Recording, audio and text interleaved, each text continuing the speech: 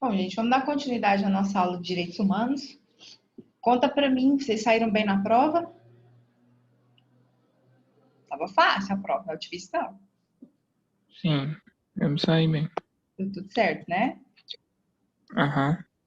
Coisa boa. Vocês saíram bem? Tava fácil, difícil, médio? Tem alguma questão que vocês querem que reveja? Só falar, tá? Se tiver alguma questão, professor, eu acho que tinha alguma coisa errada ali. Aí vocês me falam.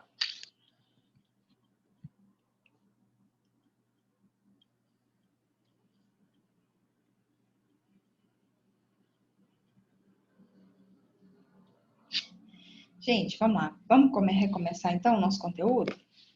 Hoje a gente vai falar de uma coisa muito interessante. Alguém só me conta aqui. Vocês fizeram umas. Parece que eu vi lá no grupo, parece que vocês fizeram uma simulação de um julgamento.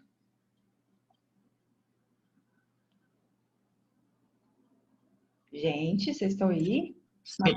Sim, professora. Tem um júri simulado sobre condenação de Hitler. Foi uma simulação de tribunal de júri, né? Então vocês fizeram tipo um julgamento do Hitler. Isso, foi isso. Tá, então. Não, é bem interessante fazer a atividade que vocês fizeram. Agora, a gente vai dar continuidade. Eu peguei o gancho aí do que foi feito para a gente estudar um conteúdo que tem uma certa relação com isso que vocês fizeram. Então, veio num momento bem interessante a gente tratar desse conteúdo agora, tá? Que vai ser, a gente vai falar hoje de um tipo de tribunal que eu até mencionei na nossa primeira aula, quando nós fizemos aquele estudo daquela notícia do Parlamento Europeu encaminhando para a ONU um pedido para que o Conselho de Segurança enviasse para um tribunal aí internacional de direito. Não é bem de direitos humanos, não, mas é um tribunal internacional que trata de crimes envolvendo a violação de direitos humanos. Para se tomar providência em relação ao terrorismo lá na Europa, enfim. Não sei se vocês vão lembrar da nossa primeira aula, quando eu mostrei para vocês essa notícia.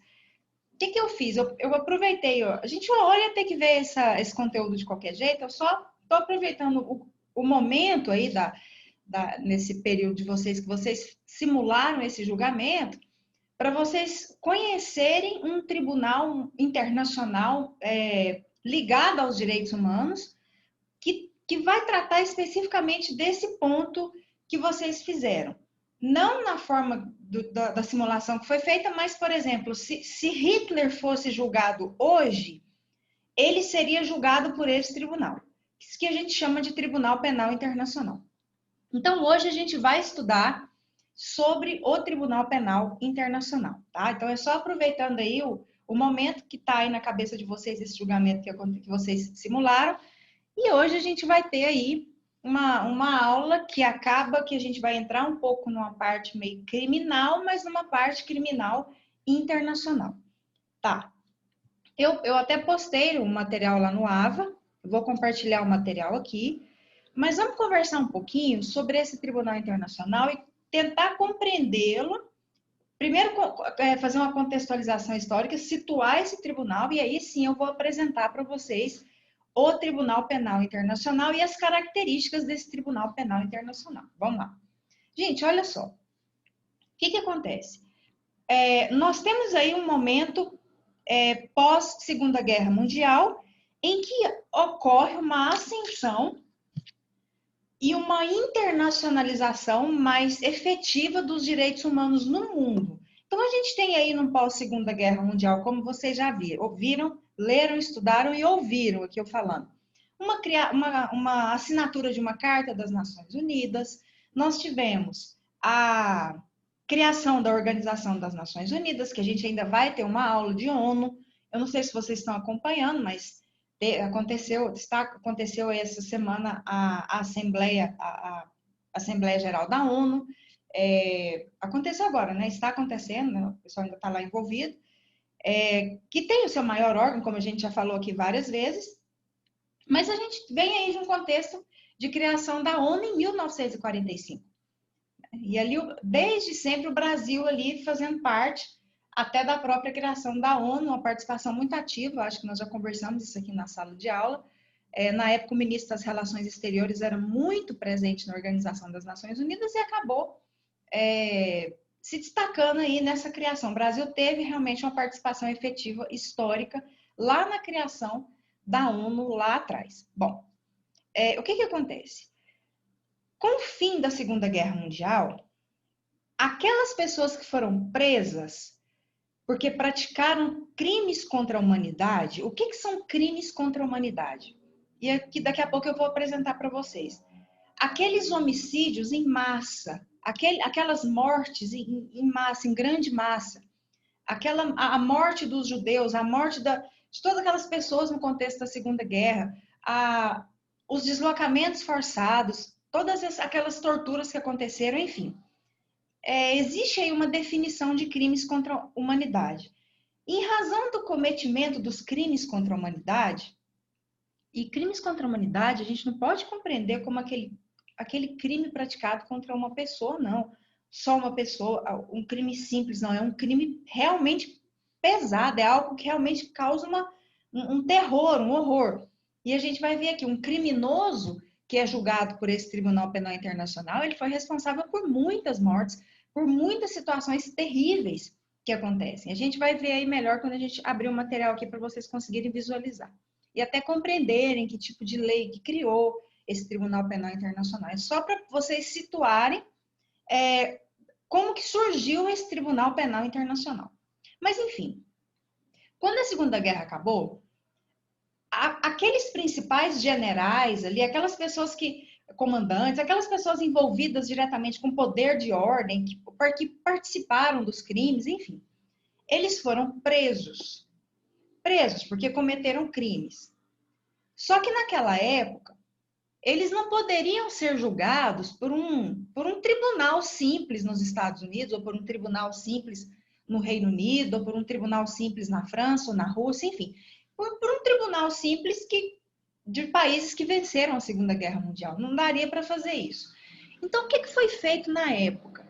Logo depois, em 1945 mesmo, eu até pedi, eu não sei se alguém aqui assistiu o julgamento de Nuremberg, ou se leu o livro Julgamento de Nuremberg. Quem assistiu, quem assistiu é excelente, mas quem não assistiu, assistam para vocês compreenderem. Quando vocês assistirem, vocês vão compreender muito bem aquele contexto. Eles foram presos, os nazistas foram presos, e o que aconteceu? Foi criado um tribunal. Um tribunal ele foi até construído.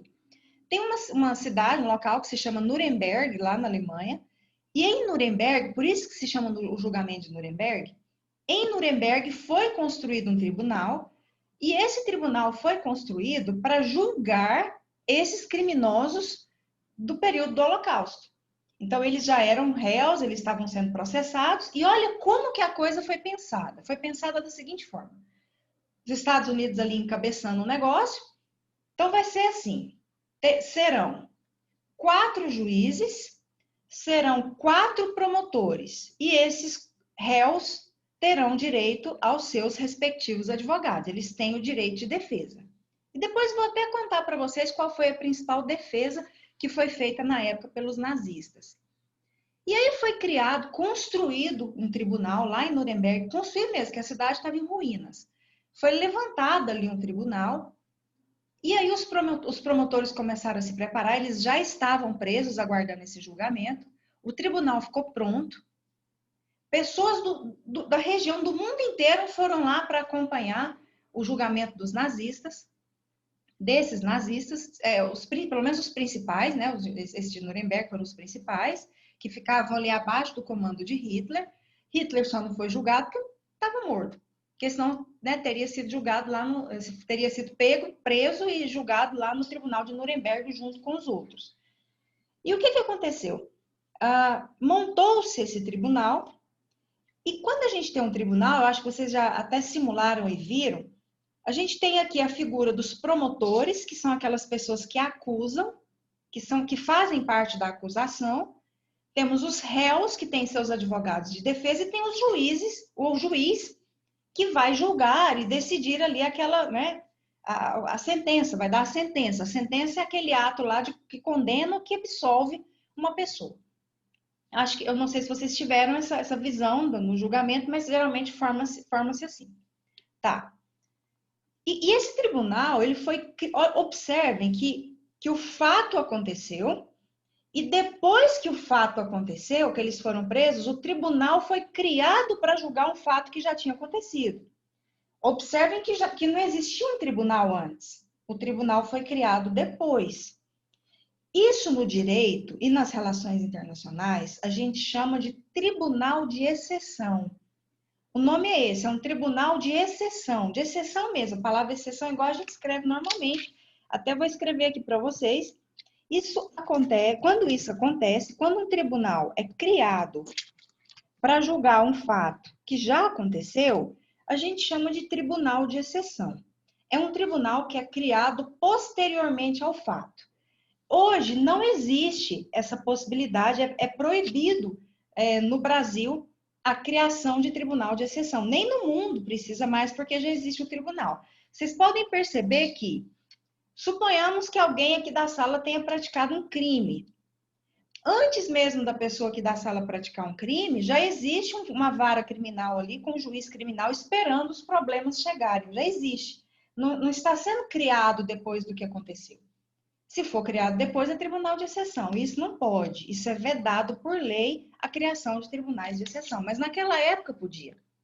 Então, foi criado, o Tribunal de Nuremberg foi considerado um tribunal de exceção, porque ele foi criado depois que aconteceu o fato e que eles estavam presos, foi criado para julgar.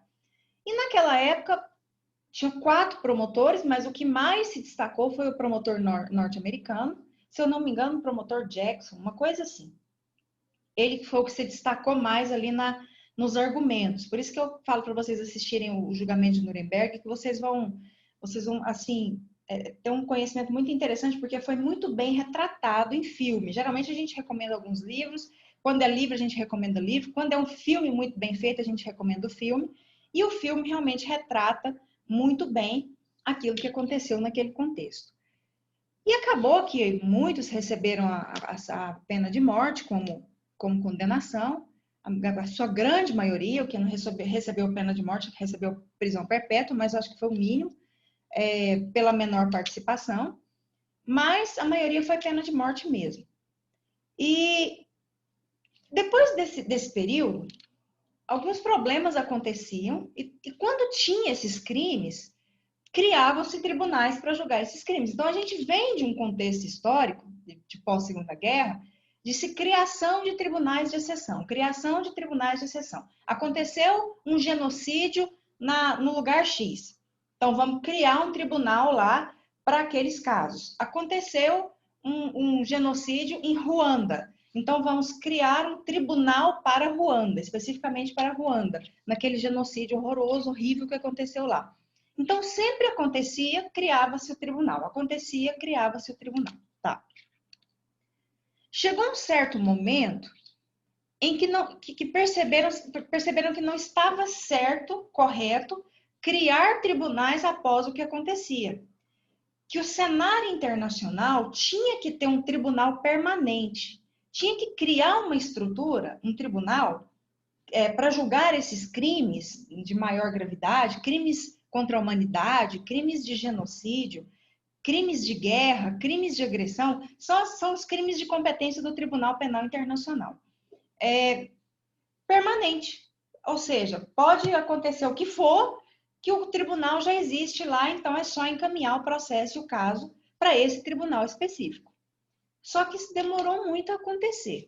O que aconteceu? Em 1998, surgiu uma lei internacional. Essa lei internacional, ela se chama Estatuto de Roma. É uma lei internacional, é uma lei que passou por todo um processo para ser uma lei. Não é igual à Declaração Universal dos Direitos Humanos, que não tinha força de lei, que era uma declaração. O Estatuto de Roma é uma lei internacional. Então, em 1998, foi publicada uma lei que se chama Estatuto de Roma, porque foi em Roma. Geralmente as leis internacionais, elas levam os nomes dos lugares de onde aconteceu alguma coisa. Por exemplo, a Convenção de Estocolmo, porque foi em Estocolmo. O Pacto de São José da Costa Rica, porque foi publicado em São José da Costa Rica. Então, a gente geralmente tem aí uma característica, o Protocolo de São Salvador, porque foi em São Salvador. O Estatuto de Roma, porque foi aprovado em Roma. Então, geralmente acontece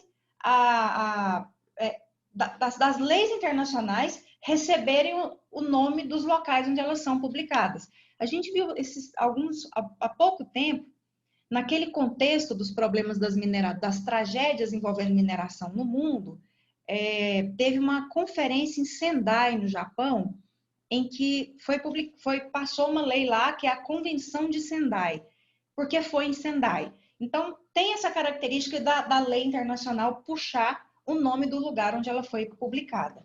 Tá. E o que aconteceu? Em 1998, quando foi publicado o Estatuto de Roma, todos os países se movimentaram. Por quê? Porque o Estatuto de Roma criou um tribunal penal permanente. Ou seja, não haveria mais a necessidade de se criar tribunais de exceção para julgar pessoas que eram responsáveis pelo cometimento desses crimes envolvendo a morte de muitas pessoas. Problemas envolvendo terrorismo. Aí a gente vai avançar para esse ponto, já é um problema mais complicado que a gente tem de relações internacionais, porque é muito difícil que situações envolvendo terrorismo vão parar nesse tribunal. Eu vou explicar por quê daqui a pouco. Mas o que acontece? Como toda lei internacional, o princípio do consentimento é que vai reger todo o cenário aqui internacional. Isso é aquilo que a gente já estudou. Saiu aquela lei internacional, os países espontaneamente, eles não são obrigados a entrar nesse sistema, espontaneamente ratificam essa lei internacional. O que é ratificar a lei internacional? É manifestar interesse em fazer parte, de aceitar aquela lei internacional, a validade dela dentro do país, e se tornar um país signatário daquele estatuto. Signatário é porque o país aceitou fazer parte daquilo ali. Esse processo de fazer parte desse sistema internacional, ele não é um processo muito simples. Eu vou até explicar para vocês aqui rapidamente, porque não é o foco da nossa aula, mas existe uma burocracia muito grande, não é tão rápido um país fazer parte e aceitar uma lei internacional. Então, vamos pegar aqui um exemplo. Vamos supor que saiu aqui em 1998 o Estatuto de Roma. Ok. Para que o Brasil faça parte, por exemplo, desse Estatuto de Roma, o Poder Executivo Federal tem que encaminhar um documento para a Organização das Nações Unidas, ou para quem está gerindo ali inicialmente, né, quem está coordenando inicialmente a criação daquele tribunal, e aí manifesta o seu interesse em fazer parte, né, que aquele Estado fazer parte do sistema internacional que foi criado. Aí o processo é devolvido para o país, ele vai para o Congresso Nacional. No Congresso Nacional ele tem que ser aprovado ali e tem que sair um decreto. Depois desse decreto, vai para o Executivo, para o Poder Executivo fazer um outro decreto. São 2 decretos. Então, o negócio pode demorar aí mais de 1 ano, talvez até 2 anos, para que haja realmente uma validade dessa lei internacional dentro de um país. Não é só pegar um documento e falar, temos interesse em ser parte do Estatuto de Roma, ou temos interesse em que o Estatuto de Roma tenha validade aqui dentro do Brasil. Não é tão simples assim, esse é só o pontapé inicial. É só depois que é publicado um decreto dentro aqui do país, é que aquela lei internacional vai ter validade aqui dentro do país. Então, é aquela questão, Brasil, você não é obrigado a aceitar essa lei internacional. Não tem nenhuma lei que obrigue nenhum país a aceitar a lei internacional. Mas a partir do momento em que o país aceita e passa por esse processo, por essa burocracia que a gente chama de processo de ratificação, ou seja, o país se tornou signatário do Tribunal Penal Internacional, do Estatuto de Roma, é que a lei internacional, que é o Estatuto de Roma, vai ter vigência, a gente chama de vigência porque ela tem validade dentro do país. Então, foi isso que aconteceu. E esse Estatuto de Roma ele foi criado, e aí daqui a pouco eu vou chegar no Brasil, tá? A figura do Brasil aí dentro do Tribunal Penal Internacional. E muitos países entraram aí no Estatuto de Roma porque finalmente havia um tribunal para julgar pessoas. Até agora, todos os exemplos que nós vimos é para julgar países, um país contra o outro, vítima contra país. Esse é um tribunal muito específico. Por quê? Porque ele é um tribunal que julga crimes internacionais. E quem pratica crimes são pessoas. Então, os réus aqui nesse Tribunal Penal Internacional não vai ser países. Os réus aqui serão pessoas que cometeram crimes. Pessoas mesmo. Geralmente é um chefe de algum das Forças Armadas, é alguém que tem poder de comando. Geralmente é aquela pessoa que fala assim, que dá a ordem. Vai lá e mata tantas pessoas, vai dar a ordem para aquilo acontecer. Vai lá e faz. Geralmente é essa pessoa que querem pegar para prender lá no Tribunal Penal Internacional. Tá. Olha que situações aqui que a gente está vendo acontecer. Aconteceu o seguinte: acontece que em 1998 é publicado o Estatuto de Roma, os países começaram a se movimentar para fazer parte do Estatuto de Roma. Gente, olha o que significa fazer parte do Estatuto de Roma. Fazer parte do Estatuto de Roma significa dizer assim, o país aceitou, né? Vamos supor que o país aceitou. É a mesma coisa de dizer assim, agora o Estatuto de Roma tem validade aqui dentro do meu país. Então, se acontecer algum dos crimes que está previsto no Estatuto de Roma, essa pessoa pode ser processada no Tribunal Penal Internacional. É isso que quer dizer. Então, vamos supor que aqui no Brasil, uma pessoa, qualquer pessoa, resolva praticar um crime contra a humanidade. Vai lá e entra num lugar e sai matando aquele tanto de gente ou sai cometendo os crimes que eu vou descrever aqui daqui a pouco. É perfeitamente possível, porque o Brasil faz parte do Tribunal Penal Internacional, aceitou, é signatário do Estatuto de Roma. É perfeitamente possível que chegue alguma ordem de prisão vinda lá do Tribunal Penal Internacional para esse brasileiro que cometeu esse crime ficar preso lá no Tribunal Penal Internacional, que fica na cidade da Haia, na Holanda, e aguarde julgamento no Tribunal Penal Internacional até sair uma sentença. Lá nessa sentença ele pode receber pena de morte não, porque o cenário de direitos humanos veda a pena de morte. Mas pode receber a prisão perpétua, porque lá no Tribunal Penal Internacional é possível a prisão perpétua. Aqui no Brasil não existe prisão perpétua. Mas no Tribunal Penal Internacional é possível. Pode receber a prisão perpétua, pode receber uma prisão em regime aí, fechado, tá? Por 30 anos, por exemplo. Além de multas que devem ser pagas, enfim. Existem várias penalidades aí que essa pessoa pode receber. E aí vem a pergunta, mas professora, onde que essa pessoa fica presa? Ela não vai ficar presa, geralmente ela não fica presa no seu país de origem. Ela fica presa em outro país, porque o tribunal entende que se geralmente alguma autoridade, ou alguém que deu aquela ordem, o país não vai tratar da forma que deveria tratar aquela pessoa que está presa. Pode dar alguma regalia, algum privilégio para essa pessoa. Então, geralmente, ficam nos presídios em que o Tribunal Penal Internacional tem relações, tem convênios, tem uma relação. Vou dar um exemplo para vocês. Na própria Holanda, tem muitos presídios que não são ocupados. Aqui, no Brasil, a gente tem um problema de superlotação de presídios, né? Na Holanda, tem vários presídios que estão quase que sendo desativados, porque não tem preso, não tem gente para colocar ali dentro. Outro país também, que tem vários presídios que estão quase sendo desativados, porque não tem gente para colocar nos presídios, é a Suécia. Então, geralmente, o Tribunal Penal Internacional manda essas pessoas para esses locais onde tem vaga. Então, o Tribunal Penal Internacional faz ali um convênio, um acordo com aqueles países, para esses países receberem essas pessoas que foram condenadas para cumprirem pena ali naqueles presídios mesmo. Porque a gente vai falar daqui a pouco, o Tribunal Penal Internacional até tem cela.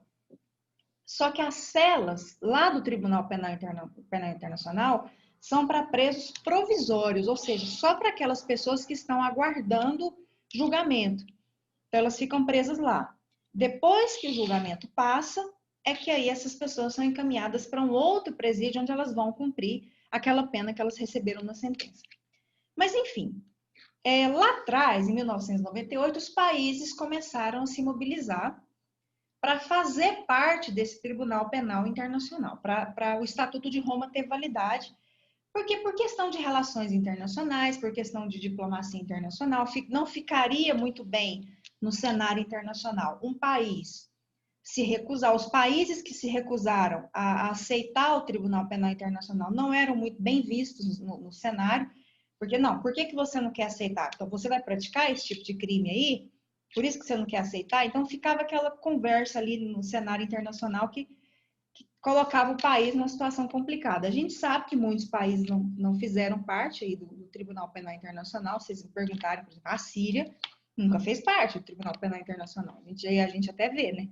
O Afeganistão também não. Senão, entrava ali e prendia. Enfim. Olha essa situação. Estados Unidos entrou, aceitou. E olha que os Estados Unidos, vocês das relações internacionais, vão perceber no decorrer da carreira de vocês, e eu acho que eu já mencionei isso aqui em sala de aula. Vocês vão perceber que os Estados Unidos têm uma resistência muito grande em tudo que envolve o cenário internacional.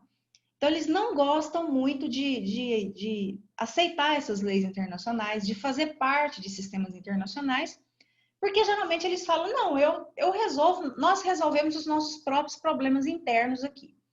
Então, existe uma resistência muito grande dos Estados Unidos de fazerem parte de sistemas internacionais, principalmente se for alguma coisa envolvendo direitos humanos. Mas os Estados Unidos, surpreendentemente, eles aceitaram, né, foram signatários do Estatuto de Roma e aceitaram o Tribunal Penal Internacional dentro dos Estados Unidos. Então, é a mesma coisa que dizer, se alguém aqui dentro dos Estados Unidos cometer algum crime previsto no Estatuto de Roma, essa pessoa pode ser encaminhada para o Tribunal Penal Internacional para ser julgada aí no Tribunal Penal Internacional. Isso causou muito espanto na sociedade internacional. Mas maior espanto foi quando o Iraque aceitou fazer parte do Tribunal Penal Internacional. Todo mundo, assim, na sociedade internacional, né, nos bastidores do cenário internacional, todo mundo falou, o Iraque está fazendo parte do... Isso aí foi uma grande surpresa para todo mundo. O Iraque fazia parte também, foi lá, o representante do Iraque foi lá e assinou também, falando, olha, o Tribunal, o Estatuto de Roma, você tem validade lá dentro do Iraque.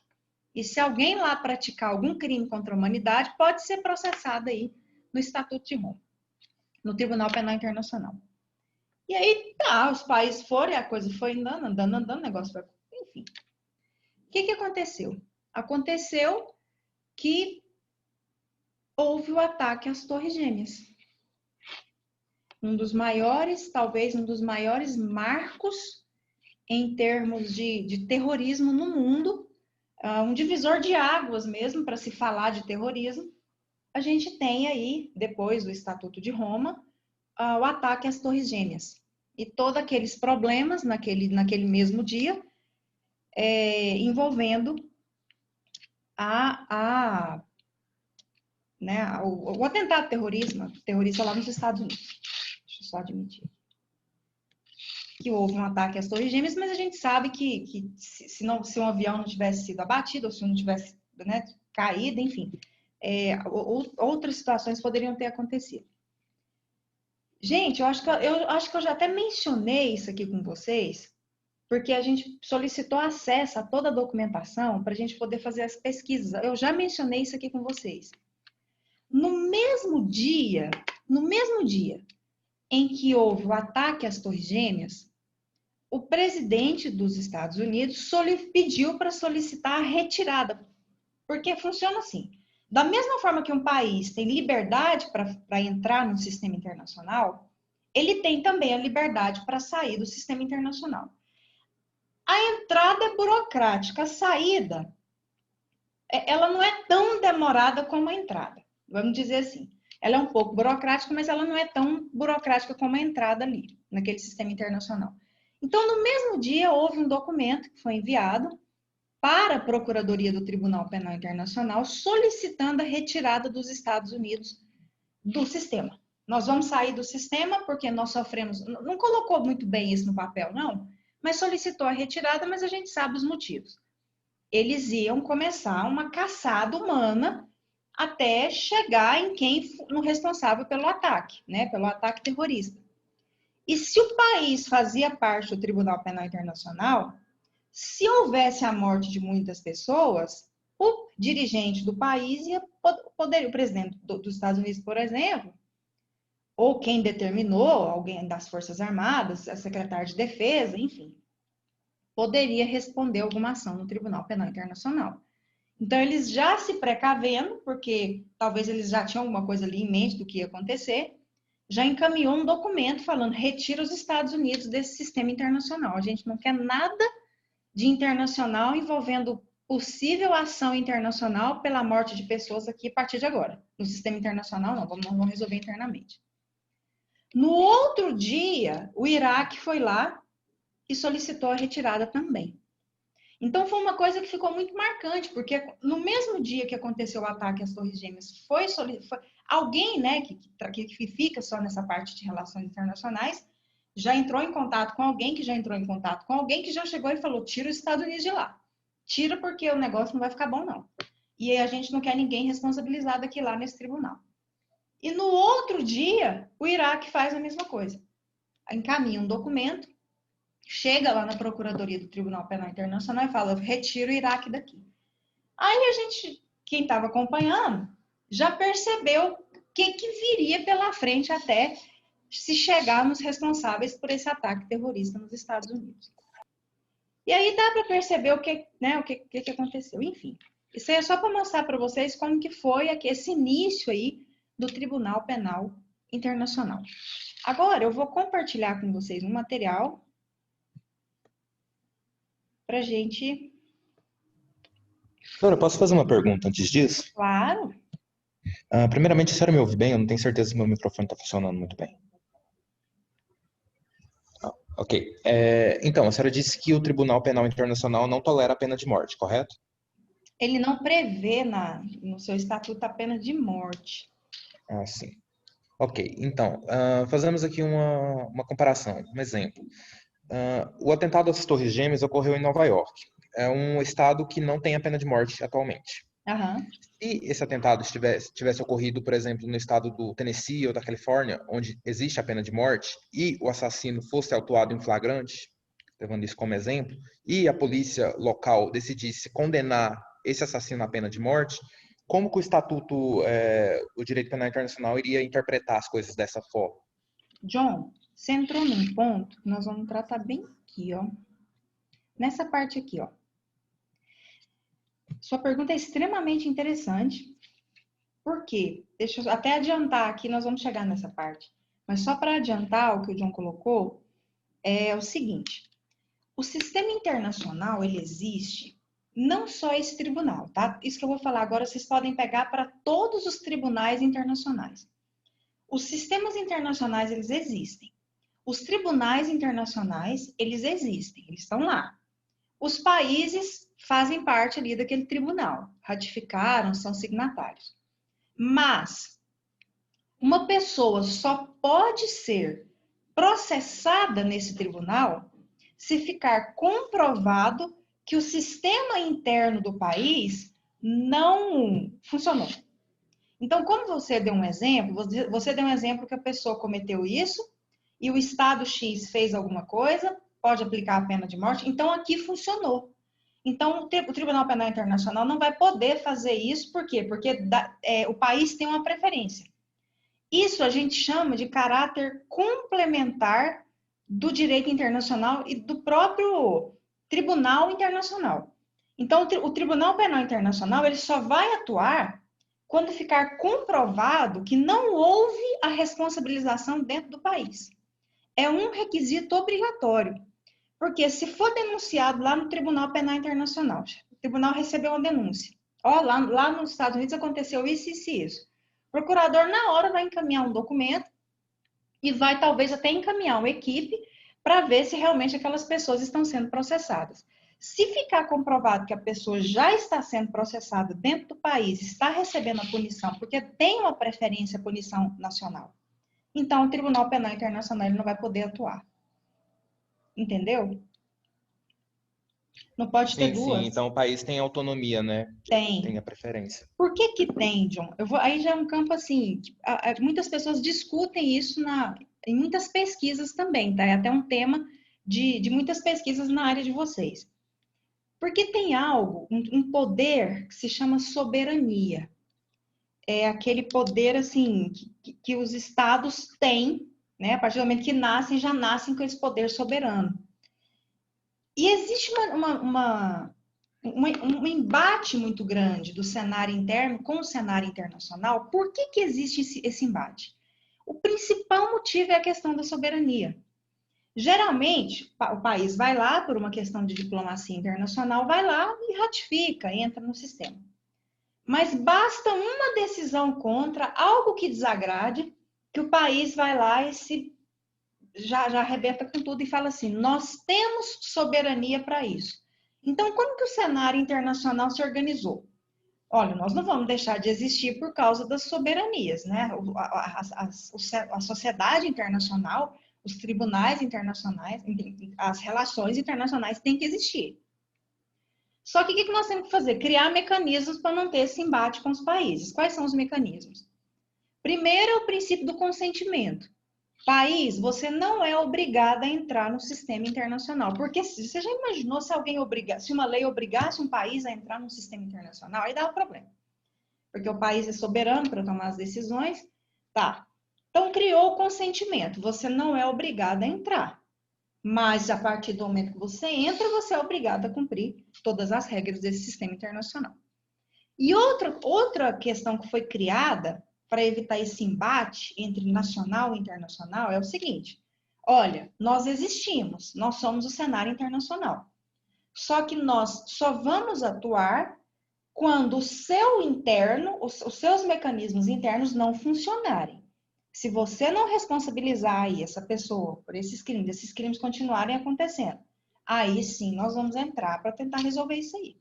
Então, existe esse requisito, essa característica, que se chama a subsidiariedade, ou o caráter complementar do Tribunal Penal Internacional. Então, vai exatamente no ponto que você perguntou. Se já existe uma responsabilização naquele local, então o Tribunal Penal Internacional não vai poder atuar.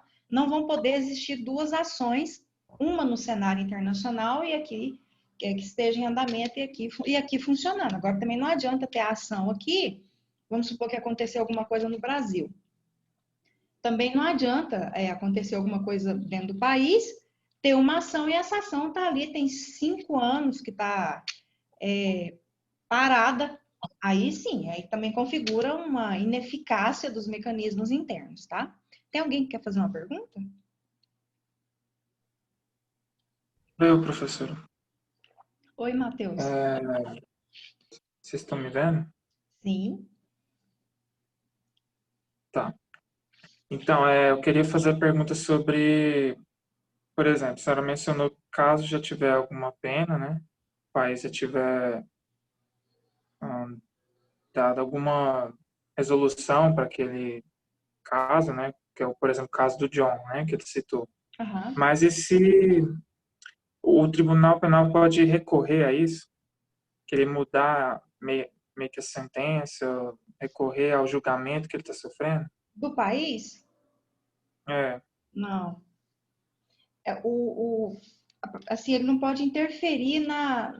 Vamos supor que essas pessoas receberam uma pena que as pessoas acham que não é condizente com a gravidade daquilo que aconteceu. O Tribunal Penal Internacional não pode entrar na pena nacional. O Tribunal Penal Internacional, ele só vai trabalhar a pena quando ele mesmo conduz o processo inteiro, desde o início até o fim. Ele não entra naquilo que ele não acompanhou. Também daria um problema muito grande de soberania. Entendi. Entendeu? Então, assim, é como se existissem dois cenários.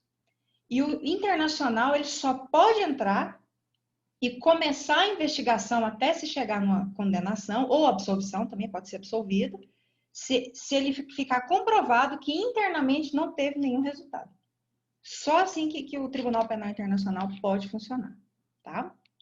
Mais alguma dúvida, gente, até aqui?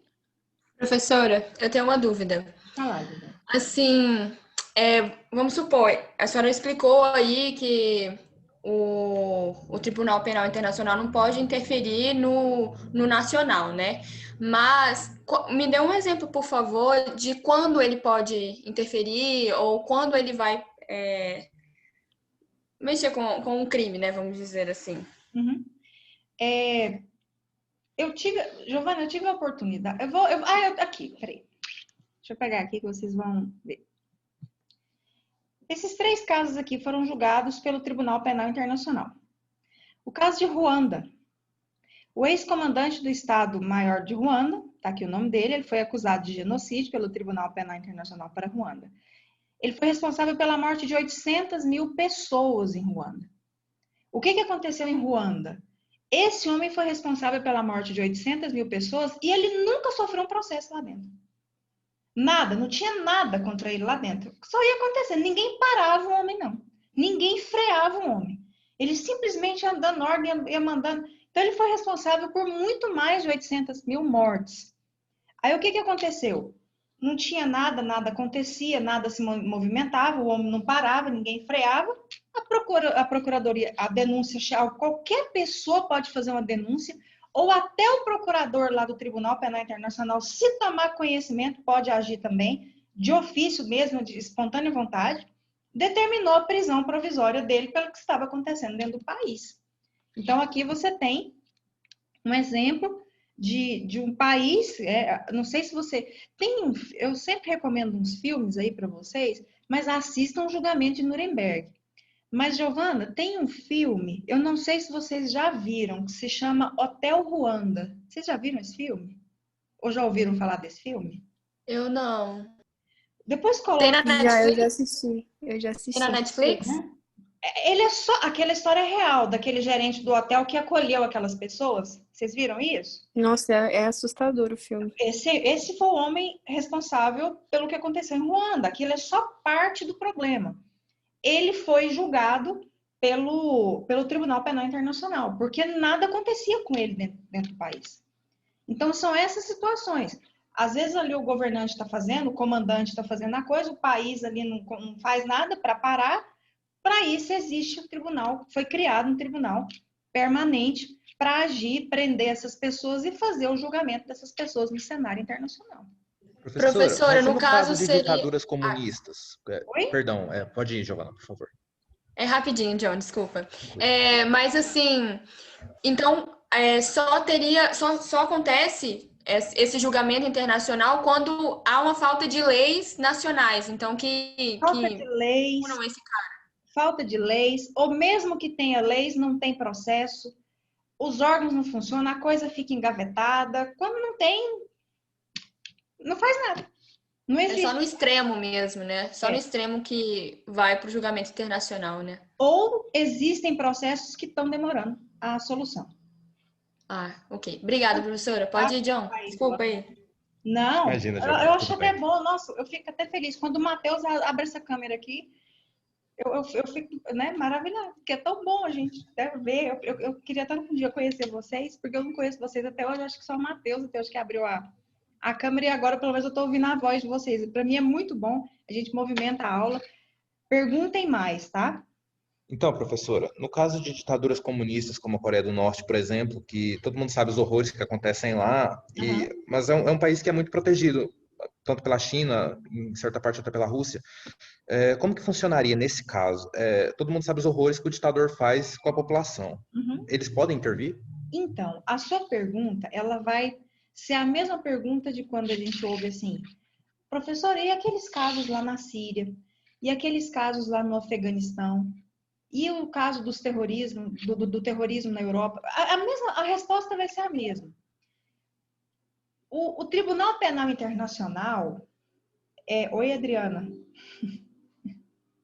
O Tribunal Penal Internacional, ele só vai poder agir se o país fizer parte do sistema internacional.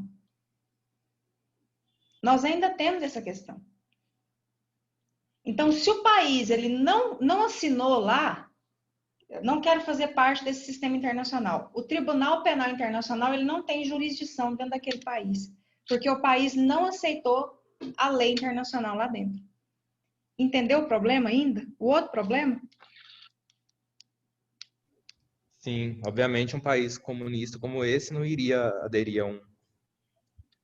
Aí é o ponto que entra aquela primeira questão que a gente estudou na nossa primeira aula. Existe uma única saída para essa questão, que é o que a gente vai fechar aqui hoje. Mas existe uma única saída. A saída para a sua pergunta, a saída para a pergunta da Síria, a saída para a pergunta do Afeganistão, a saída da pergunta para as questões do terrorismo. Existe uma única saída, mas aí vai entrar com choque aí dentro da própria Organização das Nações Unidas, tá? Mas existe uma saída, sim. Mas a regra é que o Tribunal Penal Internacional ele só tem jurisdição e competência para entrar naqueles países em que há a manifestação, né, do país aceitando a lei internacional dentro do país. Quando não tem, infelizmente, a procuradora ela fica lá de mãos atadas. Eu tive uma oportunidade de ficar um período no Tribunal Penal Internacional. No período do meu doutorado, eu fui para o TP. Na verdade, eu deixei ele por último, porque a área criminal nunca foi muito... Eu nunca gostei muito da área criminal.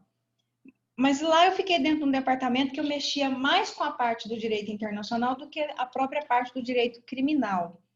E na época a gente estava trabalhando muito nos casos envolvendo, acho que foi o Congo, alguns problemas no Congo, alguma coisa assim. Eu lembro que eram eu cadastrava esses processos quase todos os dias.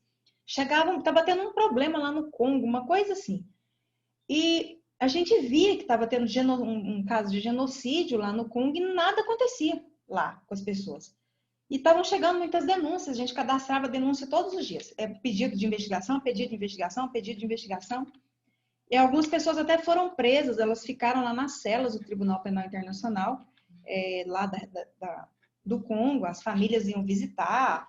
Eu até falo muito para os meus alunos do direito, que eu lembro que, porque eu estava assessorando a procuradoria, a acusação. E eu lembro que essas famílias procuravam muitos advogados e não tem muitos advogados que querem atuar dentro desses tribunais penais internacionais, do tribunal, nessa área penal internacional. Então, eu lembro que toda vez que eu saía, assim, no final da tarde, tinha uma sala lá da defesa que essas famílias ficavam esperando algum advogado ir lá para tentar, pessoas que saíam dos países delas para ir para lá e ficavam esperando algum advogado passar por lá para ver se eles queriam pegar essas defesas aí. Mas já pensou, pegar essas defesas aí desculpa o termo, mas é punk, viu? Eu vou te falar, o criminal já é difícil, imagina fazer a defesa de crimes contra a humanidade.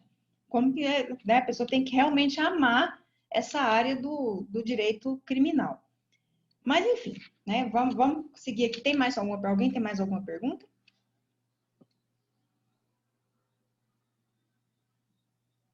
Não? A gente pode seguir?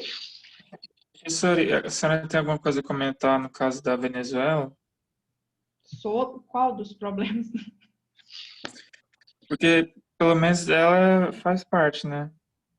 Do Faz. tribunal. A Venezuela está saindo do sistema interamericano de direitos humanos, mas ela faz parte. Para mim, o que está faltando são pedidos de investigação.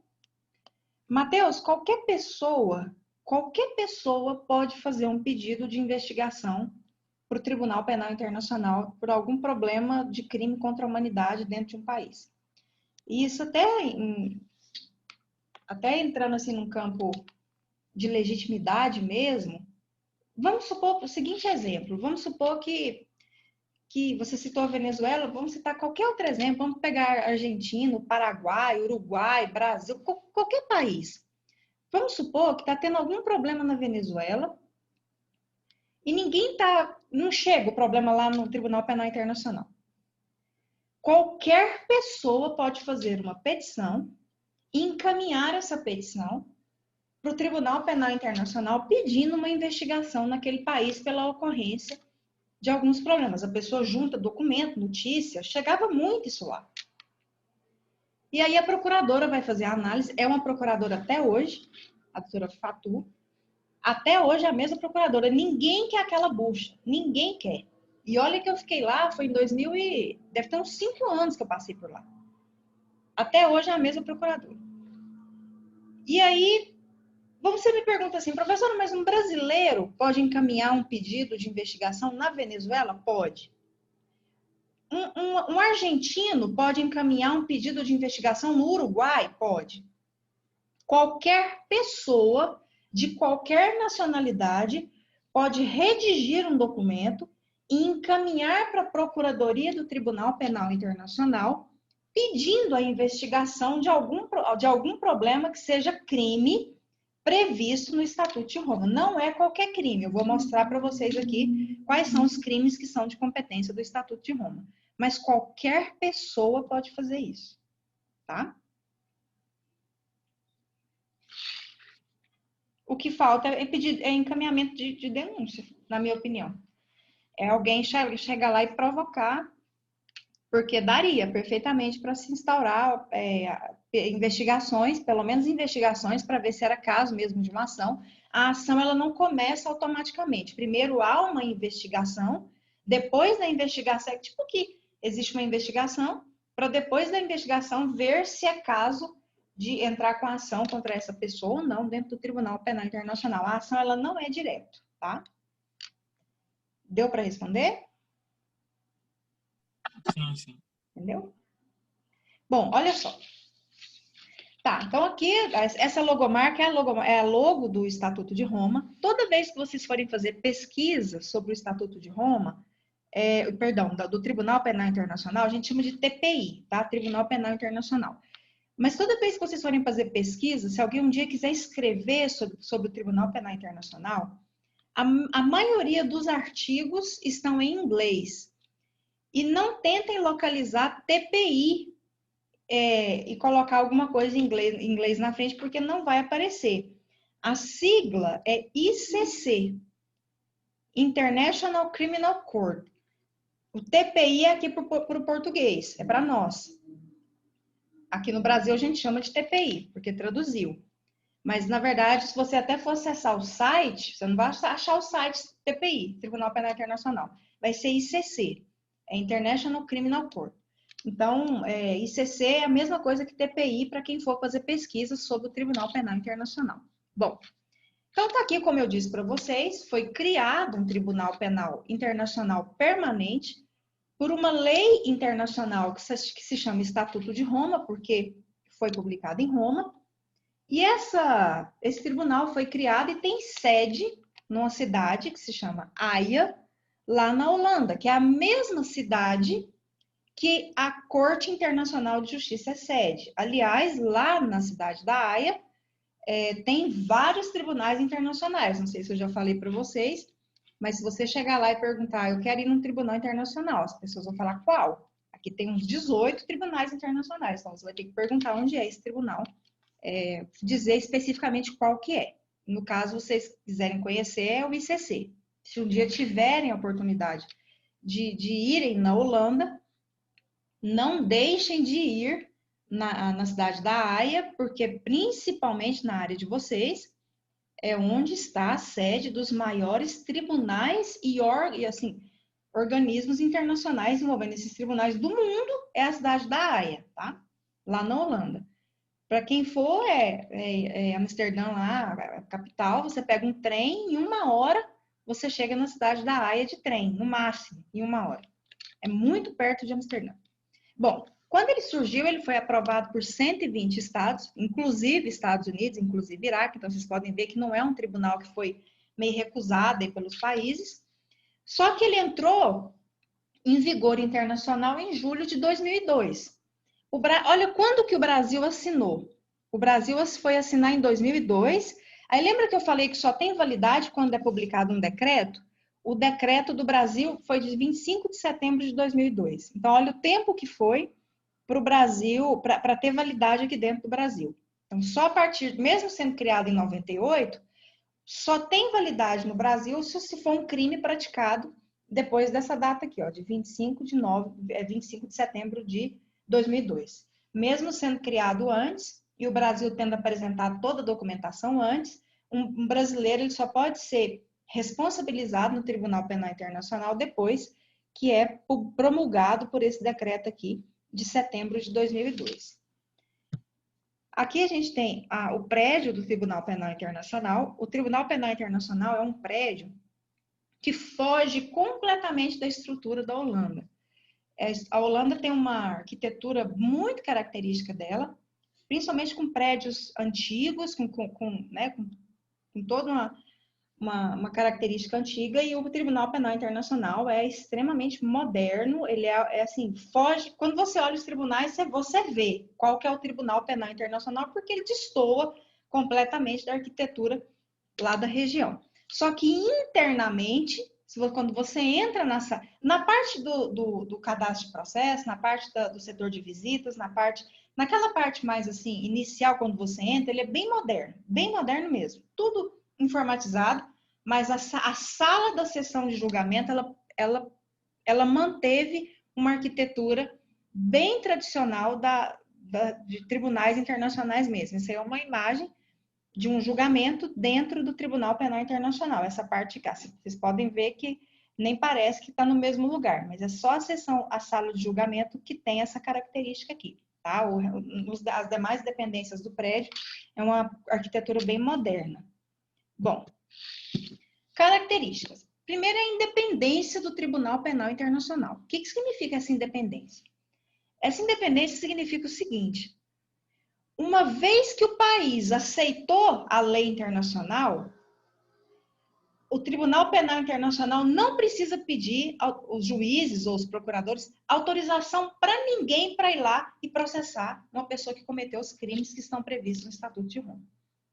Então, se o país faz parte do Estatuto de Roma e aceitou o Tribunal Penal Internacional, ele não precisa. Vamos supor que a Procuradoria do Tribunal Penal Internacional tomou conhecimento de um genocídio que está acontecendo na Venezuela, por exemplo. E ela faz parte. Não precisa de autorização da ONU, não precisa pegar a autorização do Conselho de Segurança, basta a Procuradoria determinar lá, solicitar para o juiz internacional uma ordem de prisão, e aí cumpre-se essa ordem de prisão lá na Venezuela e leva essa pessoa presa lá para a sede do tribunal. Vocês devem estar se perguntando, como assim leva essa pessoa presa? Gente, existe uma estrutura internacional, existe uma profissão que se chama... Vocês já ouviram falar em oficiais de justiça? Tem os oficiais de justiça. Aqui no Brasil, se ajuizam uma ação contra alguém, os oficiais de justiça trabalham para entregar mandado, cumprir prisão junto com a polícia, essas coisas.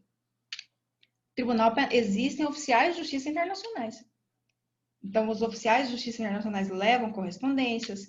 O oficial de justiça internacional, o Tribunal Penal Internacional solicita o apoio da polícia, talvez do país, porque às vezes é até o governante do país que vai ser preso, mas pega, por exemplo, eu sei que o TPI tem uma relação muito boa com a polícia da Holanda, com a polícia do Reino Unido, então eles solicitam esse auxílio policial, porque é um tribunal, não é uma delegacia, solicitam auxílio policial, essas pessoas viajam de avião, chega às vezes até de surpresa no país, e faz a prisão daquela pessoa e volta no avião. Enfim, acontece isso sim, não é uma coisa muito comum da gente ver aqui no Brasil, aliás, a gente nunca viu isso acontecer aqui no Brasil, mas tem países que isso acontece com muita frequência, né? Não é da nossa cultura acontecer esse tipo de coisa, esse tipo de intervenção, mas isso acontece com muita frequência para quem está ali no Tribunal Penal Internacional vendo aquela rotatividade de processo que tem. Porque tem países que têm muitos problemas envolvendo crimes contra a humanidade, que o TPI está aí entrando e tentando resolver algumas coisas. Bom, o que é o caráter complementar? O John, ele teve uma dúvida e ele já se antecipou com essa dúvida, que é muito comum mesmo, que a gente pergunta, tá, mas e se o país tiver lá uma pena mais grave, ou se o país estiver tomando uma providência, como é que fica o Tribunal Penal Internacional? Ele vai entrar, ele vai fazer alguma coisa, ele pode fazer alguma coisa se tiver uma responsabilidade aí?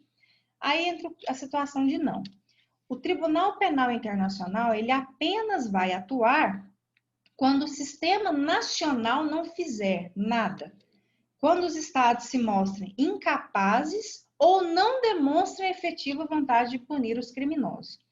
Porque a gente pode até pensar assim, é porque não tem processo, então o TPI vai. Não é só não ter processo.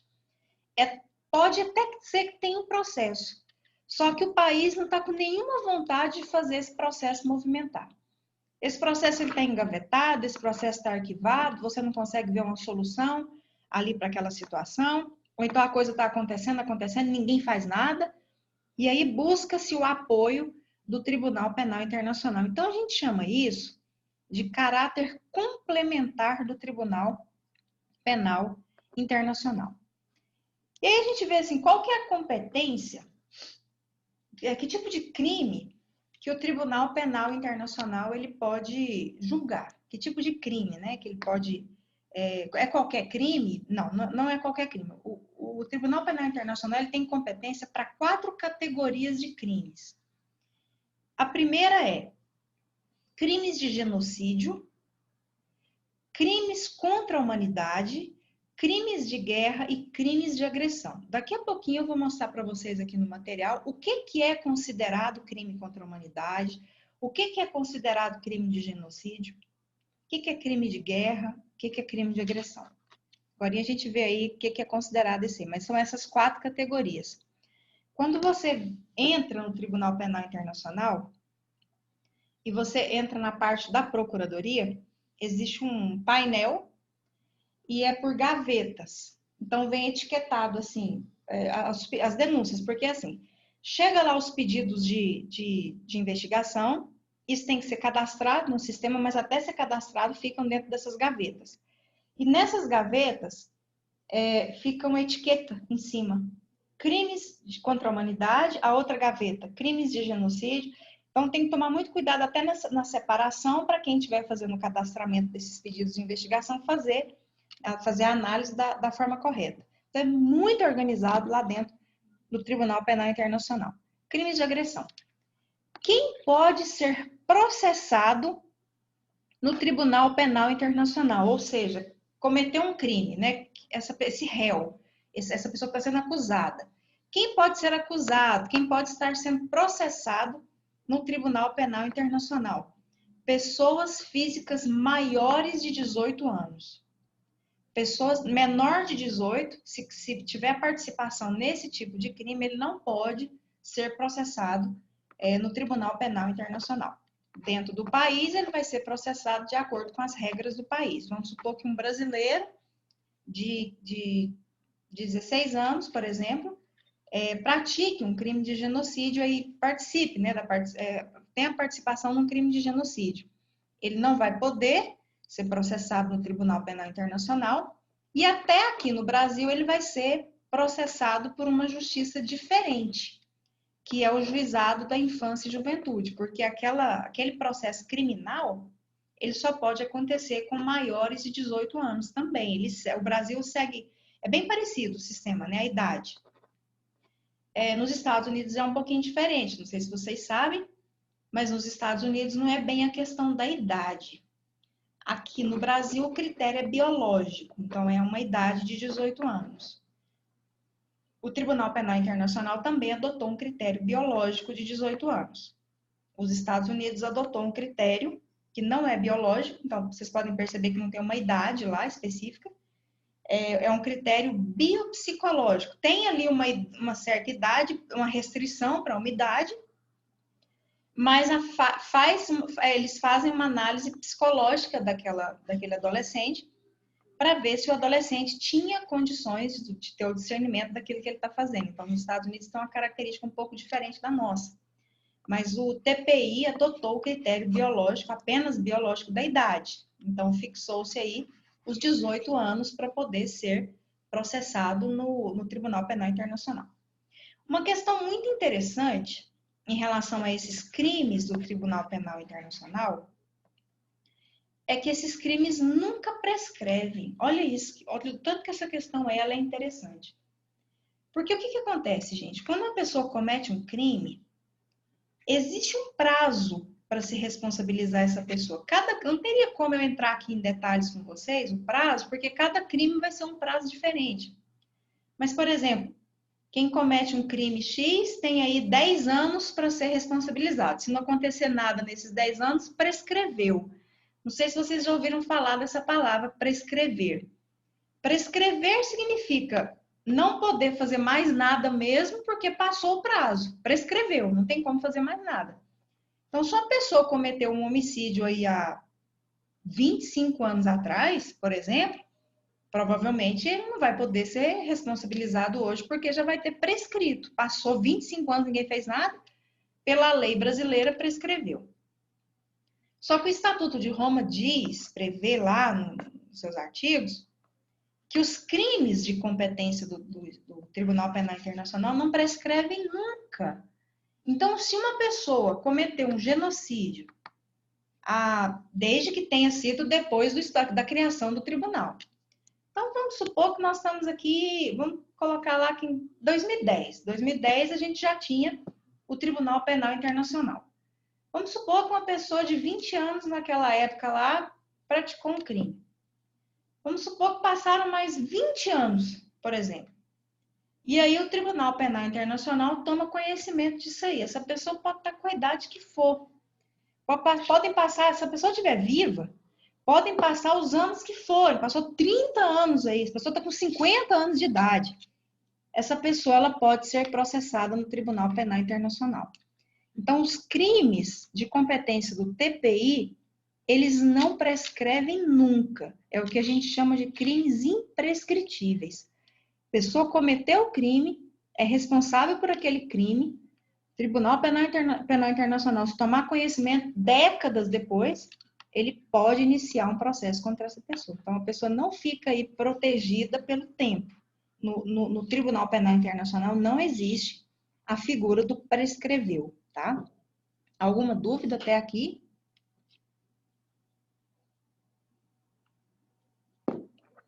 Ok?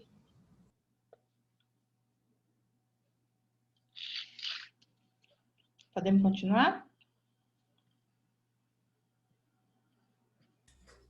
Sim. Quem compõe o Tribunal Penal Internacional? 18 juízes.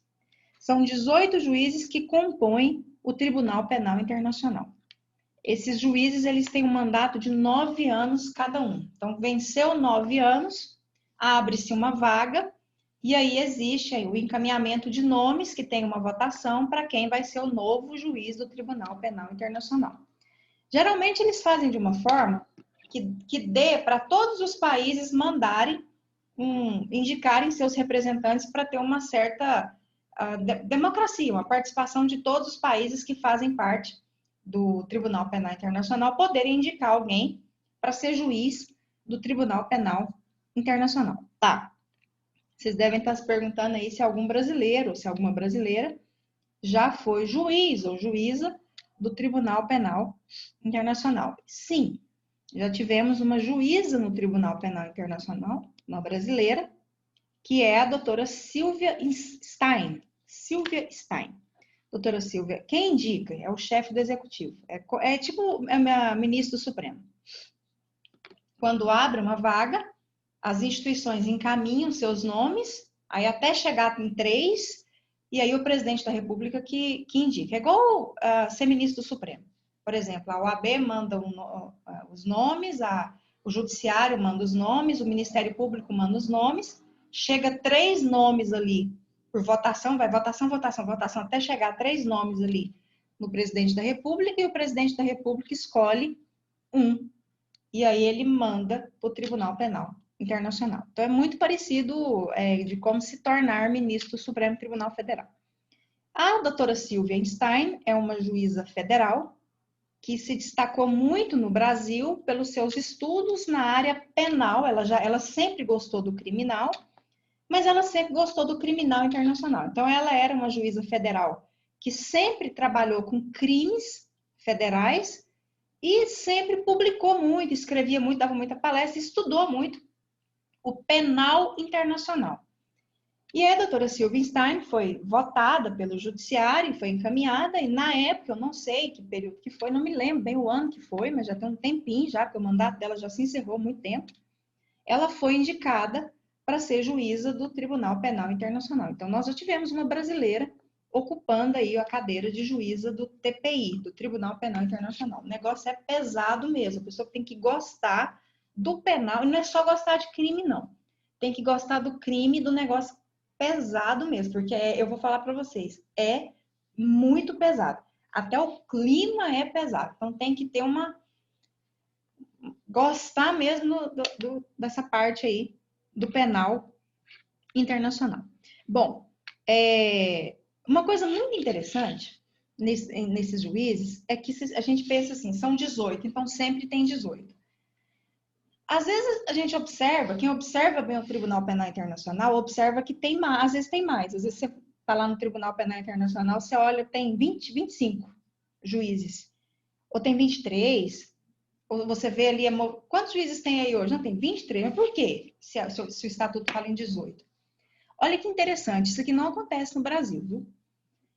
Um juiz do Tribunal Penal Internacional que começou uma investigação é o mesmo que tem que ter, investigação, que começou o processo, que a investigação quem faz é a procuradora.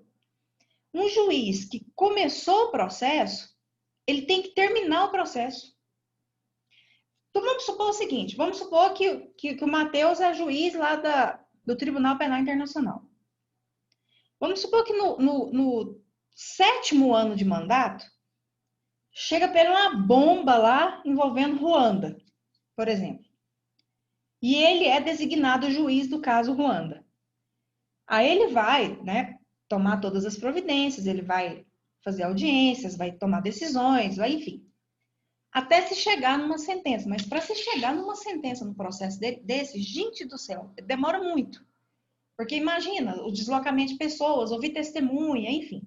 Hoje tem por videoconferência, então você tem aí uma facilidade maior para isso. Mas em regra, não. O que acontece? Quando chega lá naquele momento do tribunal, né, que venceu o mandato daquela pessoa, ele não pode deixar o processo. Olha que interessante isso. Ele não pode deixar o processo. Ele tem, mesmo que tenha passado os 9 anos, ele só vai poder deixar o processo, mesmo que o mandato dele tenha vencido. Ele só vai poder deixar o processo quando ele concluir aquela decisão, quando ele der aquela decisão. Então, eles ficam por ali até fechar o negócio. Por isso que, na prática, tem muitos juízes que não pegam, iniciam o processo no último ano de mandato, ou no penúltimo ano de mandato, porque sabem mais ou menos a duração de um processo. Por isso que tem juízes que não pegam, porque eles não querem prorrogar muito tempo o trabalho deles nesses tribunais. Ou então é o contrário. Eles gostam tanto desses tribunais que eles fazem questão de pegar no último ano para ficar mais tempo com aquilo ali, tá? Então, gente, ninguém tem dúvida até agora? Tá indo bem aqui? Vocês estão conseguindo compreender? Sim, professora, tá tranquilo. Oi? Tá tranquilo. Tá tranquilo? Tá. Só relembrando aqui que a gente está vendo esse conteúdo, aproveitando a atividade aí ótima que vocês fizeram, que eu vi ali no grupo que vocês fizeram, que foi uma simulação do julgamento do Hitler, tá? Então, eu estou pegando mesmo o gancho do que foi feito pela professora Mariana, para vocês estudarem esse tribunal, que é muito importante até para vocês compreenderem por quê. Porque se Hitler tivesse vivo naquele período, ele teria sido julgado por um tribunal penal internacional que era Nuremberg, não por esse. Mas esse só existe para evitar esses tribunais de exceção, ou seja, esses tribunais que são criados posteriormente, tá? Bom, só para vocês entenderem aqui, o que é considerado crime de genocídio? Isso aqui está lá no estatuto, tá? Isso aqui está previsto na lei. Crime de genocídio, a intenção de destruir no todo ou em parte um grupo nacional étnico, racial ou religioso. Quando vocês vão lendo isso aqui, vocês vão lembrando de vários acontecimentos no mundo, que vocês ouviram dizer, que vocês viram alguma reportagem, que vocês viram nas redes sociais. Quando a gente vê isso aqui, você fala, gente, mas isso aqui é genocídio. Isso aqui, parece que eu já li alguma coisa que aconteceu naquele país, isso pode ser considerado um genocídio. Então, quando uma pessoa tem uma intenção de destruir no todo ou em parte um grupo nacional, étnico, racial, religioso, isso aí é crime de genocídio. Então, aquelas perseguições religiosas, pessoas morrendo pelo motivo de serem cristãs, isso acontece no mundo, gente. Pessoas tendo que deixar seus países, por quê? Porque acreditam em Deus. Olha que, enfim, isso é crime de genocídio. Olha o que é crime contra a humanidade. Aqueles cometidos no quadro de um ataque, então aqui a gente já tem, pressupõe um ataque, homicídio, extermínio, escravidão, não é só morte, viu? Tem várias situações aí que se encaixam nesses crimes aí de competência desse tribunal. Deportação forçada, ou seja, tirar a pessoa, né, forçada do país, privação de liberdade de alguém, tortura, agressão sexual, prostituição forçada, aqueles países que fazem prostituição forçada com as mulheres, gravidez forçada, acontece em alguns países a gravidez forçada, a esterilização forçada, ou seja, o contrário, crimes de apartheid, ou seja, né, segregação, perseguição, desaparecimento forçado de pessoas, ou seja, aqueles problemas da ditadura, atos desumanos que causem sofrimento ou afetem a integridade física ou até psicológica das pessoas. Então, observem que a gente não pode pensar só em morte, em homicídio aqui. É um número imenso e variado aqui de situações que configuram crimes que podem ser julgados por esse tribunal. Aqui vocês vão olhar e vão ter associar muito com os crimes praticados pelos nazistas. Eles se encaixam perfeitamente aqui dentro desses crimes. E aqui nós temos os crimes de guerra e os crimes de agressão. Tá? E os crimes de guerra, não precisa nem ler, né? Os de guerra, a diferença dos crimes contra a humanidade contra os crimes de guerra é que os crimes de guerra são bem parecidos com os crimes contra a humanidade, só que eles acontecem no contexto de um conflito armado, tá?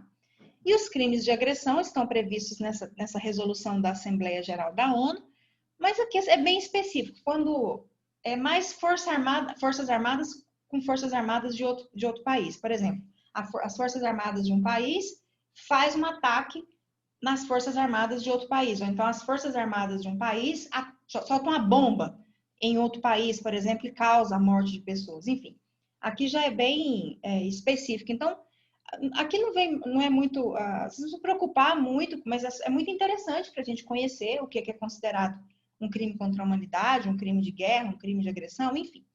Mas no ponto específico que eu estou querendo chegar, que tem muita relação com a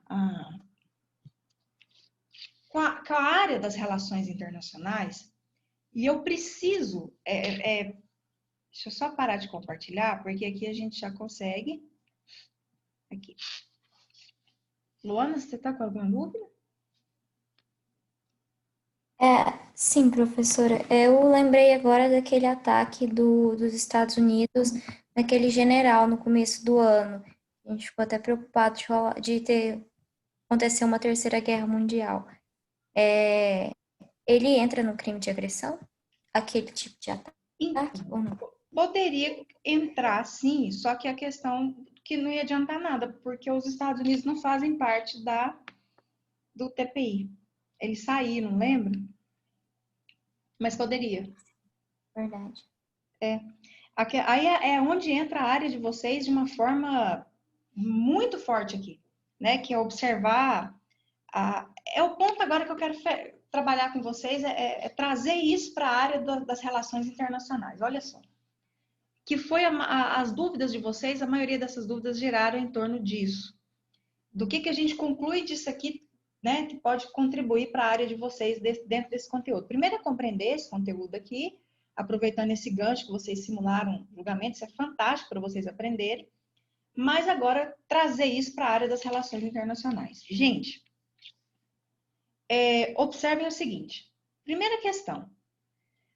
Esse tribunal, e isso acontece dentro da sociedade internacional de uma forma geral. Primeiro, ele não pode entrar no país e tomar uma providência sem que seja verificado realmente que não houve, que não aconteceu nada. Ou seja, o tribunal ele só vai atuar quando ficar comprovada que houve uma omissão ou uma ineficácia dos instrumentos ali dentro daquele país. Ok. Uma outra questão muito interessante aqui, que é o ponto-chave dessa matéria. O Tribunal Internacional, qualquer um, tá? Mas a gente está falando desse especificamente, porque a gente vai aprofundar mais no internacional no próximo semestre, que é muito específico, tá? Do Senado dos Direitos Humanos, o Direito Internacional dos Direitos Humanos. Mas não tem como a gente desvencilhar aqui. Eles só podem agir em relação àqueles países que fazem parte do sistema. Então, foi até a dúvida que a Luana teve agora, foram algumas dúvidas que foram colocadas aqui mais cedo. Se aquele país ele não faz parte daquele sistema, o Tribunal Penal Internacional ele não pode entrar para tomar providência. E tem até uma outra questão que é discutida na sociedade internacional, no cenário internacional. Por quê? Porque vem aquela pergunta assim, tá, mas e se essa pessoa cometeu um crime num local onde o Tribunal Penal Internacional faz parte, mas essa pessoa que cometeu o crime não é nacional daquele país? Eu vou pegar um exemplo para vocês. Vocês lembram daquele atentado que aconteceu na Bélgica? Um atentado terrorista? Que o homem lá se explodiu lá no aeroporto? Vocês lembram desse atentado? Não tem muito tempo, não. Eu lembro. Então, ele não era um cidadão belga. Ele era um cidadão de um país que não faz parte do Tribunal Penal Internacional. Aliás, esse é um dos maiores problemas que tem aí. Porque a Procuradoria do Tribunal Penal Internacional recua muito quando ela observa que o Tribunal Penal Internacional ele não vai ter atuação naquele país porque o país não faz parte ou porque é uma pessoa que é nacional de um país que não faz parte do Tribunal Penal Internacional. Foram as principais dúvidas de vocês. E esse ponto é um ponto muito mais ligado na área de vocês do que ao próprio direito. Porque o que acontece? Aí vai chegar naquela saída que eu falei para vocês que existe, que a gente até chegou a olhar isso na nossa primeira aula. A gente tratou disso porque eu apresentei para vocês uma notícia na nossa primeira aula sobre isso. Porque tinha uma notícia assim, aí eu vou voltar na notícia que eu vou bater nessa tecla com vocês até a gente poder compreender aí essas relações, que vai poder esclarecer a dúvida de vocês. Tá. Então, o Tribunal Penal Internacional, ele existe, ele só pode atuar naqueles países que fazem parte do sistema. Eles não têm jurisdição, não têm competência para entrar num país, dentro da Síria, por exemplo, para chegar lá no chefe do Estado Islâmico e fazer alguma coisa ali. Por quê? Porque a Síria não faz parte daquele sistema internacional. Então, olha, eu sei até onde eu posso ir. Funciona assim. Mas existe uma forma que é a seguinte. Se o Conselho de Segurança da ONU, e a ONU, como eu falei para vocês, vou pedir para vocês darem uma olhada, é uma semana de Assembleia Geral da ONU, a ONU está toda movimentada aí. Claro que um dia teremos uma aula de ONU, mas já falamos várias vezes aqui que o maior órgão da ONU é a Assembleia Geral, mas os órgãos mais importantes da ONU é o Conselho de Segurança.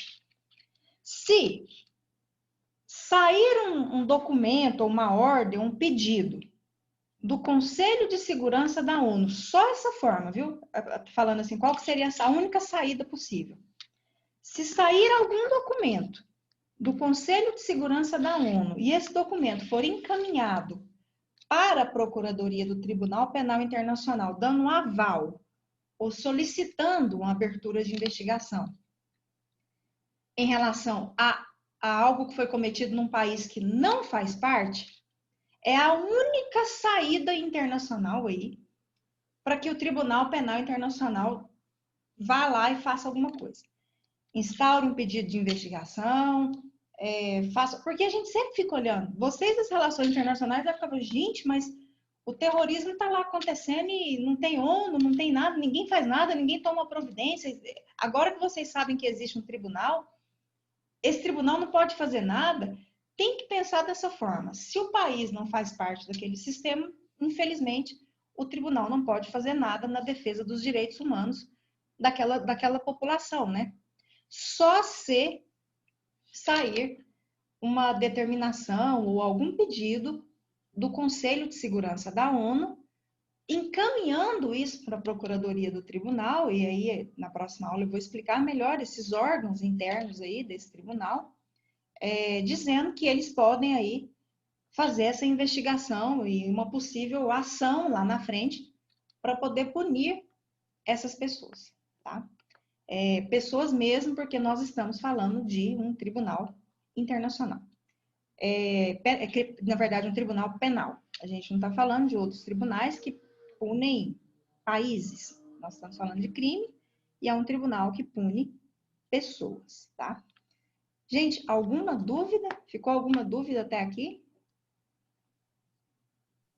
Voltando no crime de agressão, professora, aí no caso, o julgamento vai para quem mandou a ordem lá das Forças Armadas atacar outras Forças Armadas? Luana, pode ser tanto uma pessoa, como 2 pessoas, 3 pessoas, 4 pessoas. É feita uma investigação antes. Então, nessa investigação, dá para se apurar e verificar de onde saiu a ordem, quem foi envolvido. Existe uma investigação antes, para depois se ter uma ação, uma efetivação contra essas pessoas.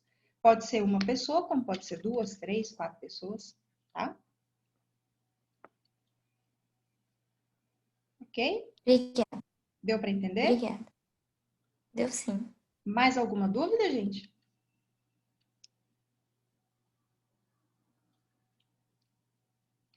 Nenhuma dúvida? Vocês entenderam tudo?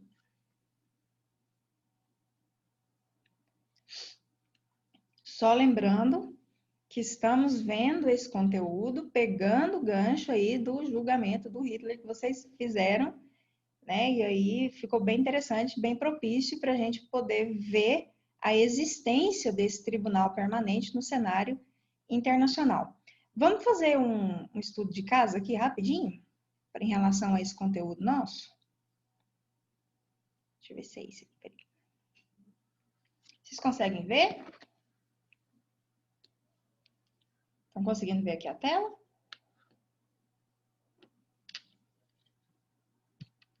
Alguém só me dá um retorno aí, se tá vendo? Dá? Olha só. Olha esse caso aqui. A Organização de Direitos Humanos Human Rights Watch, essa organização é bem atuante, denunciou a existência de 27 centros de tortura na Síria. Aqui, ó, já aparece um problema aqui. Síria. Vamos lá. De acordo com o relatório da organização, ex-presos e desertores identificaram a localização, os métodos de tortura e até os dirigentes dos centros de detenção que são comandados pelo Serviço Secreto da Síria. Segundo a organização, a maioria das vítimas é formada por homens, entre os 18 e os 35 anos, mas há também entre as vítimas crianças, mulheres e idosos. De acordo com esse relatório, a maior parte das torturas ocorreu nas instalações dos departamentos de informações militares, Direção de Segurança Pública, nas direções gerais. Então, aqui a gente já dá para ver que tem muita gente envolvida nesse problema. E da Força Aérea da Síria, conhecidas como Mukhabarat.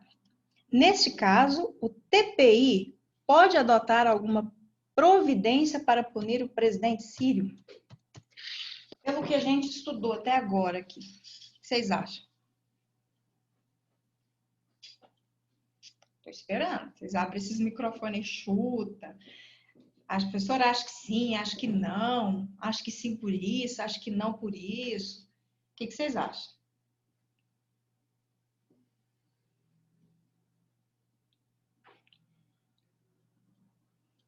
Leiam.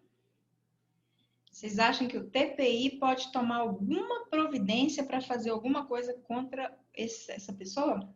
Da Síria? Acho que não, hein? A Síria assinou? A Não? questão é exatamente essa. Toda vez que vocês forem responder perguntas dessa forma aí, dessa natureza, a primeira questão que tem que ser avaliada é essa. Esse país, ele faz parte do sistema? Então, aqui a gente já tem uma resposta que não. A princípio, não.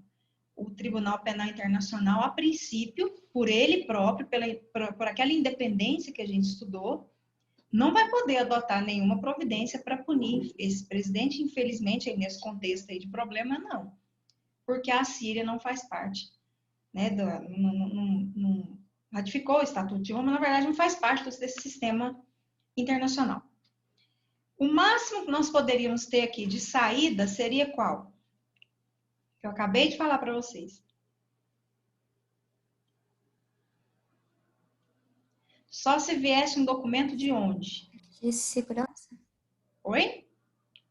Se viesse do Conselho de Segurança. Exatamente. Só se sair de dentro do Conselho de Segurança da ONU algum documento, alguma coisa, solicitando que a Procuradoria do Tribunal Penal Internacional tomasse alguma providência em relação a isso aí. Então, acho que deu para vocês compreenderem um pouco a lógica aí desse sistema. Todo mundo conseguiu compreender? Ficou alguma dúvida em relação a esse caso? Esse caso está postado, tá, gente? Esse caso está lá na atividade pré-síncrona. Para quem não assistiu a aula, vai assistir essa aula gravada depois, deem uma olhada nesse caso.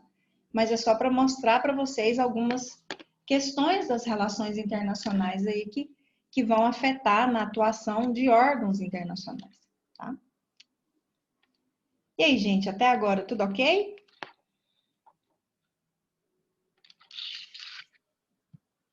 Povo? Teve algum caso que já veio pedido do Conselho de Segurança?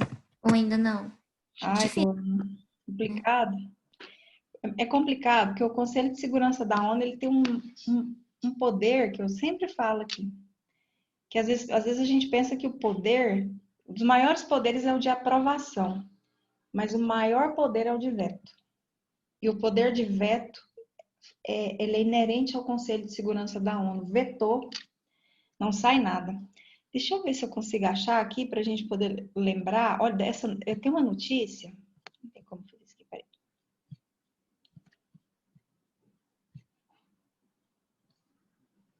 Só um minutinho para ver se eu pego aqui. Eu acho que tá no e-mail, gente. A gente já vai encerrar, eu só queria mostrar para vocês. Só um minutinho, tá?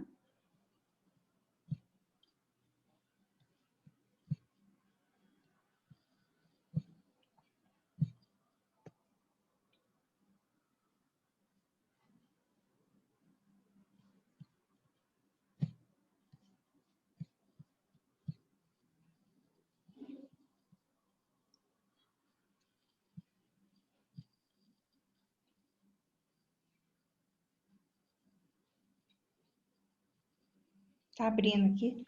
Só quero mostrar para vocês uma coisa.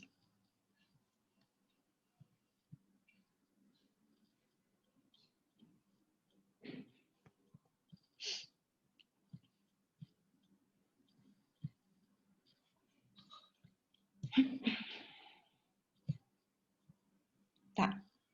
Deixa eu abrir aqui.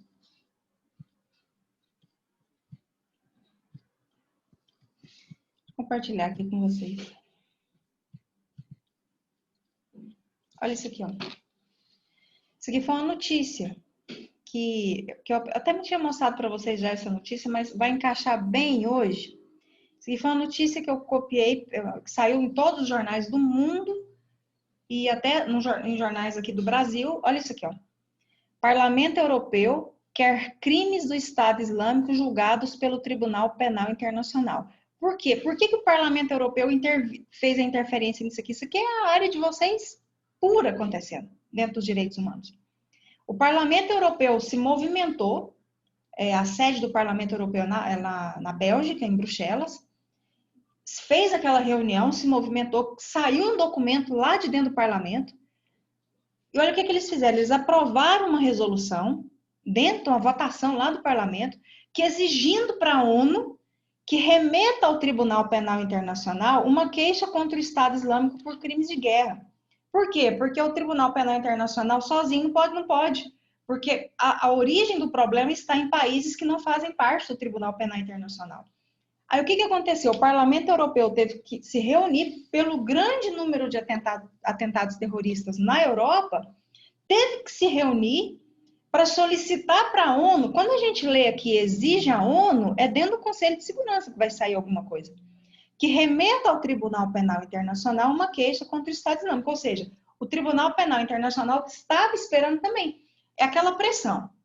O Parlamento Europeu faz pressão no tribunal, o tribunal informa para o parlamento que não pode fazer nada porque o país de origem dos terroristas não faz parte do sistema, ou de onde saem as ordens não faz parte do sistema, porque o líder do Estado Islâmico faz parte de um país que não faz parte do sistema, ele não pode fazer nada, que ele fica de mãos atadas. O Parlamento Europeu vê lá, não, então tem a saída aqui. Vamos encaminhar para a ONU, vai para o Conselho de Segurança, e vamos esperar se chegar algum documento lá para o Tribunal Penal Internacional para fazer alguma coisa, que não tem condição. Esse tanto de ataque terrorista que está aqui, existe um tribunal para julgar essas pessoas e só não acontece porque elas não fazem parte. Tá. Aí teve a pergunta, se já aconteceu, se... Bom, até onde eu tenho conhecimento, eu nunca vi. Geralmente acontece quando o próprio tribunal vai lá e tem a independência de fazer. Se eu não me engano, essa notícia aqui, ela deve ter uns 5 anos. E até hoje, a gente não viu nada de movimentação saindo da ONU em relação a isso. Então, é um negócio que está ali ainda em fase de discussão dentro do Conselho de Segurança da ONU. Tá? Respondendo a sua pergunta. Deu para entender a complexidade da coisa? Deu, nossa. Complicado, né? Gente, 8h40, tudo ok? Podemos encerrar a aula?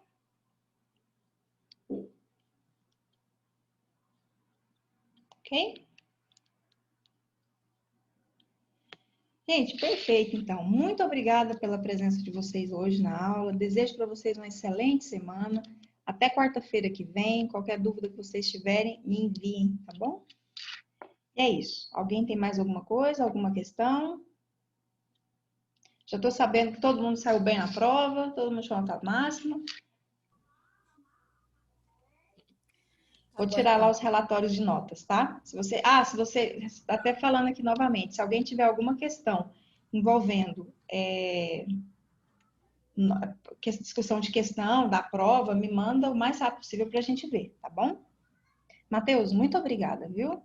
Gente, muito obrigada pela presença, tá? Vou encerrar aqui. Boa noite para vocês. Boa noite. Boa noite, gente.